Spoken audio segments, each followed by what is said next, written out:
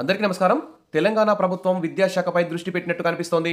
తెలంగాణ విద్యాశాఖలో సమూల మార్పులు తీసుకొస్తూ నర్సరీ నుంచి యూనివర్సిటీ స్థాయి వరకు పలు సంస్కరణలు చేపట్టాలని తెలంగాణ ప్రభుత్వం భావిస్తుంది. ఆల్రెడీ విద్యా కమిషన్ కూడా ఏర్పాటు చేస్తోంది. ప్రస్తుతం అయితే అంగన్వాడీ కేంద్రాల్లోనే ఇక్కడ పాలు, తర్వాత వివిధ న్యూట్రిషన్ ఆహార పదార్థాలు అందిస్తున్నారు చిన్నారులకు. కానీ నెక్స్ట్ అకాడమిక్ ఇయర్ నుంచి, వచ్చే విద్యా సంవత్సరం నుంచి ప్రతి గవర్నమెంట్ స్కూల్లో పాలు, బ్రేక్‌ఫాస్ట్, తర్వాత ప్రభుత్వ పాఠశాలలో చదివే విద్యార్థులకు అందివ్వాలని సీఎం రేవంత్ రెడ్డి అయితే ఆదేశాలు జారీ చేశారు. వచ్చే ఏడాది నుంచి అమలుకు సర్కారు యాక్షన్ ప్లాన్.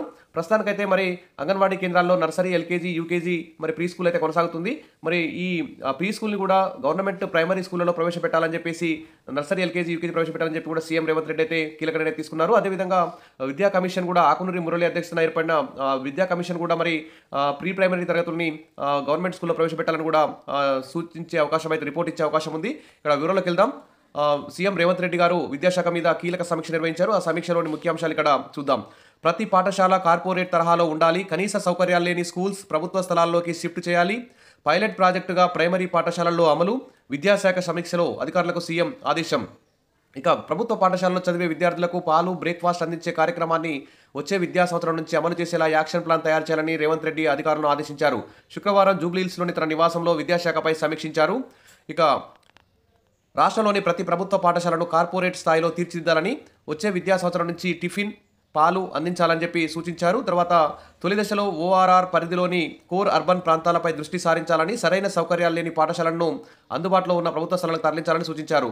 పైలట్ ప్రాజెక్టుగా నర్సరీ నుంచి 4వ తరగతి వరకు నూతన పాఠశాలలను ప్రారంభించి వాటిని మోడల్ స్కూళ్లుగా అభివృద్ధి చేయాలని సీఎం పేర్కొన్నారు. నిరుద్యోగులు డిఈడి, బీఈడి పూర్తి చేసి డిఎస్సి కోసం ఎదురు చూస్తున్న వారికి డిఎస్సి నోటిఫికేషన్ ఎప్పుడు వేస్తారు అనే అంశం మీద అయితే సీఎం గారు అయితే చర్చించినట్టయితే కనిపించట్లేదు. తర్వాత టెట్ నోటిఫికేషన్పై క్లారిటీ కూడా ఈ సమీక్షలు అయితే రాలేదు.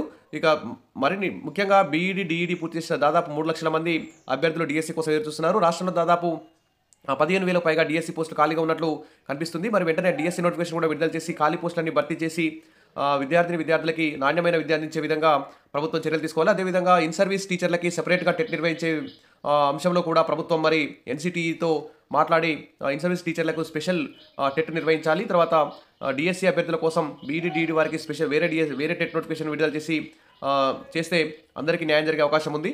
కాబట్టి ప్రభుత్వం మరొకసారి విద్యాశాఖపై కొన్ని కీలక నిర్ణయాలు తీసుకోవాలని చెప్పి అందరూ కూడా ఎదురు చూస్తున్నారు. విషయాల బెస్ట్. మరిన్ని అప్డేట్స్ కోసం మన ఛానల్ని సబ్స్క్రైబ్ చేసుకోండి. వీడియోస్ అయితే లైక్ చేయండి. Thank you.